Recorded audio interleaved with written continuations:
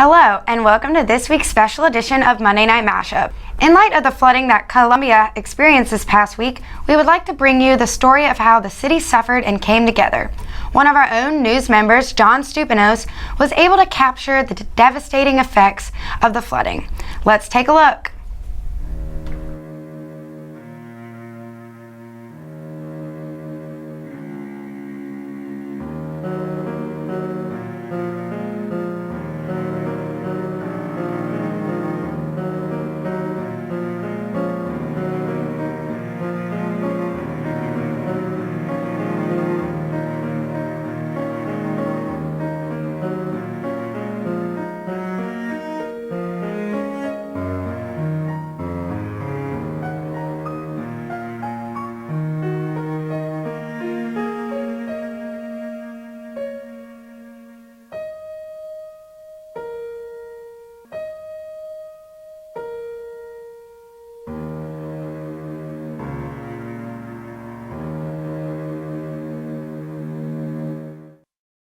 The devastation is brought closest to home when you hear personal stories.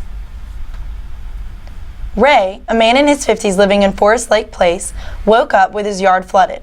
He put his animals in his truck and went back into his home to get as many of his belongings to the second floor as possible.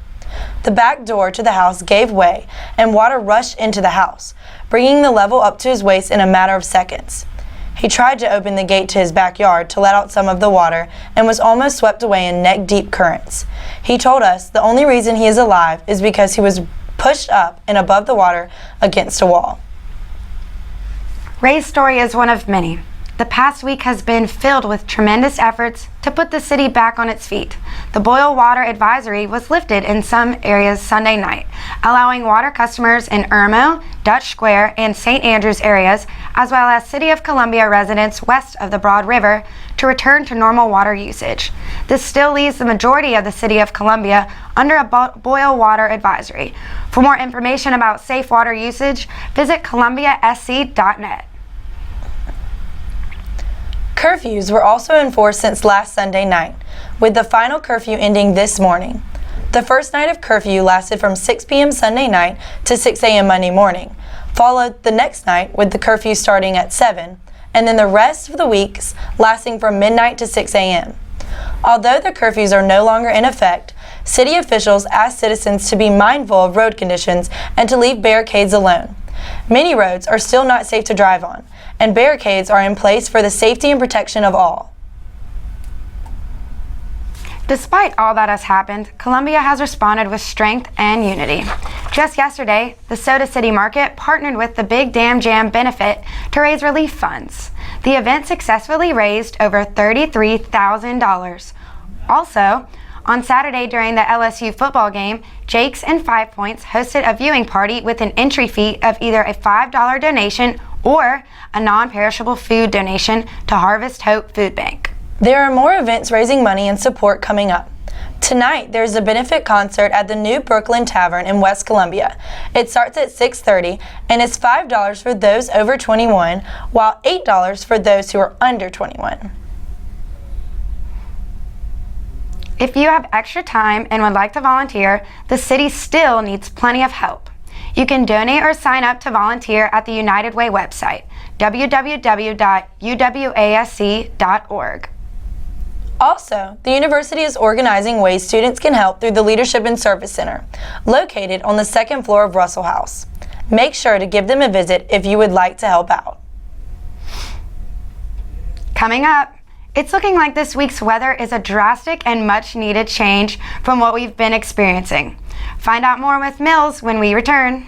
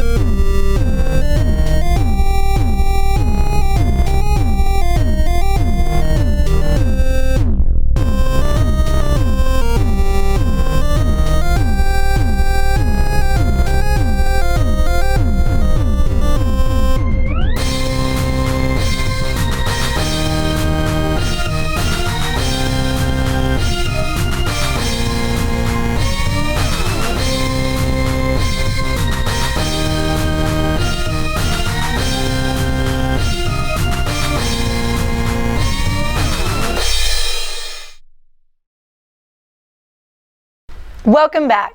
Let's take a look at the weather. Skies were a bit non-committal today with a mix of clouds and sun throughout the day. Temperatures reached about 80 degrees by the afternoon, and they should fall to the upper 50s tonight with some clouds tomorrow. It's looking very similar to today, with a mix of sun and clouds and a high close to 80 again. Definitely get excited about the rest of the week though, because the forecast is calling for perfectly sunny skies and temperatures reaching the mid-70s. The nights are going to be getting pretty chilly, with lows falling into the 40s to low 50s all week long. It's perfect recovery weather for Columbia after all the rain. Taking a look at the national weather, a cold front is moving towards the southeast, bringing colder temperatures for the weekend. High pressure systems in the Midwest and southeast are bringing sunny skies across the country. Temperatures will continue to be pleasant across the country, with highs in the 80s and 90s in lower regions of the country and in the 60s and 70s in northern areas. When we come back, find out about how other universities are showing their support for USC while we fight the aftermath of the flood. Don't go away.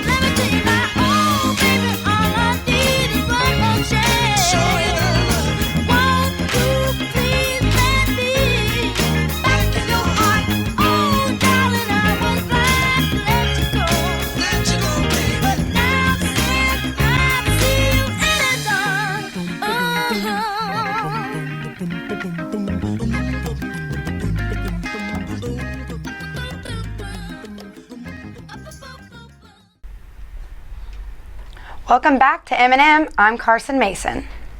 With the storms and flooding in Columbia, many athletic events were canceled this week. However, USC Athletics offered free admission to many of this weekend's games, including men and women's soccer and women's volleyball. Along with free admission, the athletic department offered reduced concession prices and partnered with United Way to collect donations for relief efforts. South Carolina's football game versus LSU was moved to Baton Rouge, Louisiana, due to the flooding in Columbia. The Gamecocks put up a tough fight at Tiger Stadium on Saturday, but unfortunately lost 45-24.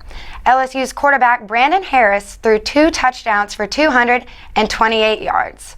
But the game changer for LSU was their run game. LSU's running backs Leonard Fournette and Darius Geis ran for over 396 yards combined. Meanwhile, USC couldn't keep up with LSU's commanding offense. The Gamecocks had only 74 total rushing yards, and quarterback Perry Orth threw 2 touchdowns with 1 interception. USC will take on Vanderbilt this Saturday at home for its annual homecoming game. Although it was a tough loss for the Gamecocks, Baton Rouge's welcoming spirit definitely softened the blow. Instead of showing the usual game day spirit, LSU fans did everything they could to support the USC football team. The South Carolina state flag was displayed on the video board. The university hosted a joint tailgate. Donations for the American Red Cross were taken at the gates. Fans painted up with SEC United written on their chest. The band played the USC alma mater. And the LSU student government presented the keys to the stadium to USC student government. Gamecock fans were pleasantly surprised by the warm reception and expressed many thanks for LSU's hospitality. Even more inter-university support has been shown when Vanderbilt University gathered together to aid relief efforts for Columbia. The Commodores filled 28 18-wheeler trucks with cases of water for flood victims.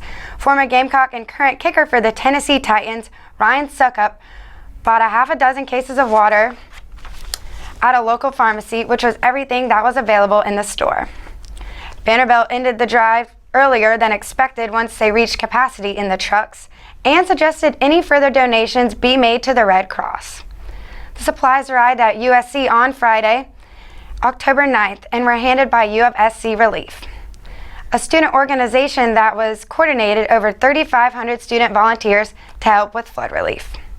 That's all for sports this week. When we come back, we'll have your update on homecoming week. Stay tuned.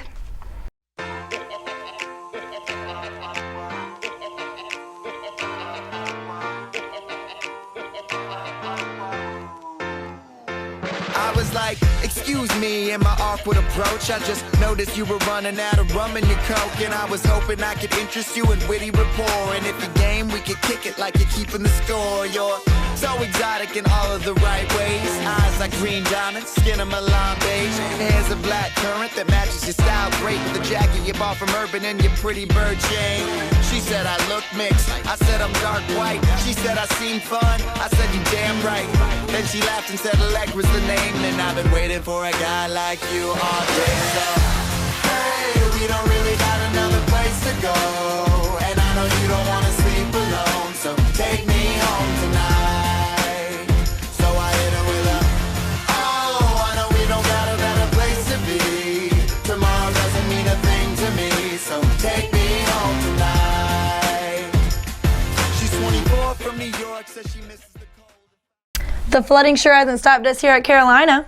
Yeah, we have a busy week this week, including homecoming. Oh yeah, we have Spurs and Struts tomorrow night, and then tonight we have our showcase going on. Yeah, we do. And make sure to check out Facebook for the #1 fan video. I know, I'm really excited to see all the different entries for that. Speaking of homecoming, we also have the state fair this week. Thursday is college night, so students at USC can get in for free. Oh my gosh, I'm so excited. That $10 cover fee, I do not want to have to think about paying for that. Yeah, and I know I'm going to use that $10 to get fried Oreos. Oh my gosh, and Fisk fries. Oh, the Can't food there is wait. amazing. So excited.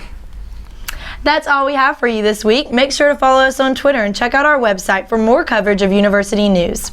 Also, don't forget to watch Weekend Preview on Friday to stay updated on the weekend events. Have a wonderful evening. Hey guys, welcome to Weekend Preview. I'm Khadijah Dennis. And I'm Heather Fordham.